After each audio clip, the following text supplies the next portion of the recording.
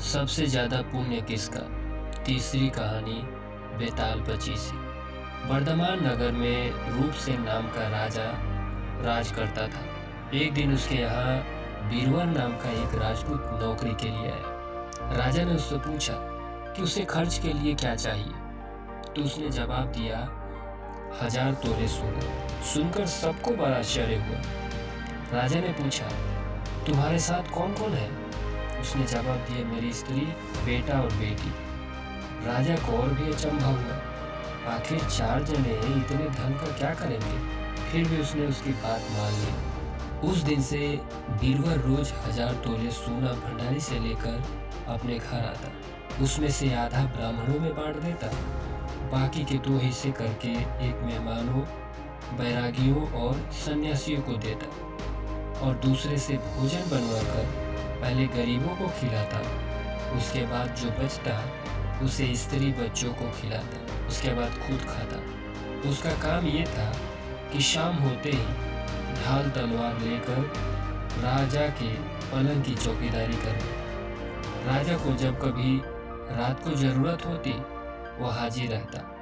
एक आधी रात के समय राजा को मरघट की ओर से किसी के रोने की आवाज आई। उसने बीरबल को पुकारा तो वो आ गया। राजा ने कहा, जाओ पता लगा कर आओ कि इतनी रात गए ये कौन रो रहा है और क्यों रो रहा है। बीरबल तत्काल वहां से चल दिया।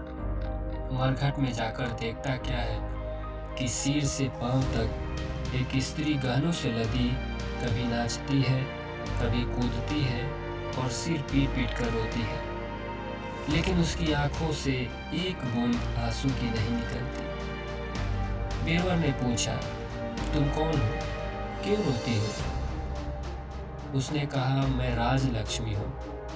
रोती इसलिए हूँ कि राजा विक्रम के घर में खोटे काम होते हैं, इसलिए वहाँ दरिद्रता का डेरा पड़ने वाला है।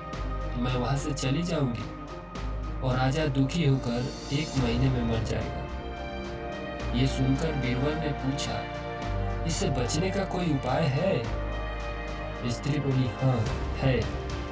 यहाँ से पूरब में 1 योजन पर एक देवी का मंदिर है। अगर तुम उस देवी को अपने बेटे का शीश चढ़ा दो तो भी पता टल सकती है। फिर राजा 100 बरस तक बेखटके राज करेगा। बीरबल घर आया और अपनी पत्नी को जगाकर सब हाल कहा। स्त्री ने बेटे को जगाया, बेटी भी जाग पड़ी। जब बालक ने बात सुनी तो वो खुश होकर बोला, आप मेरा शीश काटकर जरूर चढ़ा दे। एक तो आपकी आज्ञा, दूसरी स्वामी का काम, तीसरे यह देह देवता पर चढ़े। इससे बढ़कर बात और क्या होगी? आप जल्दी करें। बीरबल ने अपनी स्त्री से कहा, अब तुम बताओ। स्त्री बोली, स्त्री का धर्म पति की सेवा करने में है। फिर सब सोच विचार करके देवी के मंदिर में पहुंचे। बीरबल ने हाथ जोड़कर कहा, हे देवी, मैं अपने बेटे की बलि देता हूँ। मेरे राजा की 100 बरस की उम्र हो।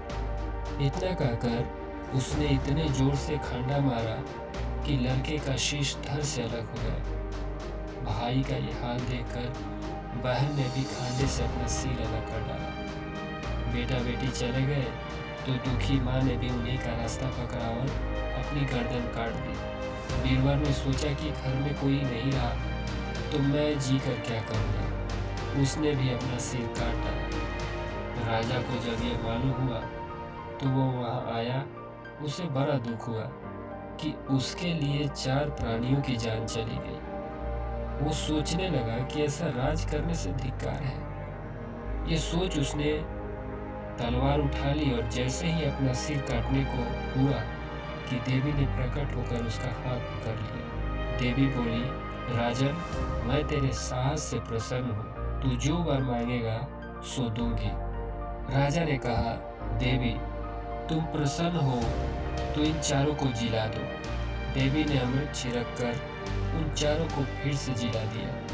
इतना कहकर बेताल बोला, राजा बताओ, सबसे ज्यादा पुण्य किसका हुआ? राजा बोला, राजा का। बेताल ने पूछा, क्यों?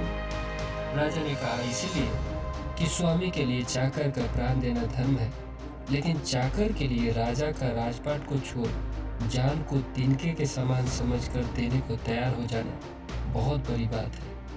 ये सुन बेताल गायब हो गया और पेड़ पर जा लटका। बेचारा राजा दौड़ा दौड़ा वहां पहुंचा और उसे फिर पकड़ कर लाया तो बेताल ने चौथी कहानी कही। अब आगे।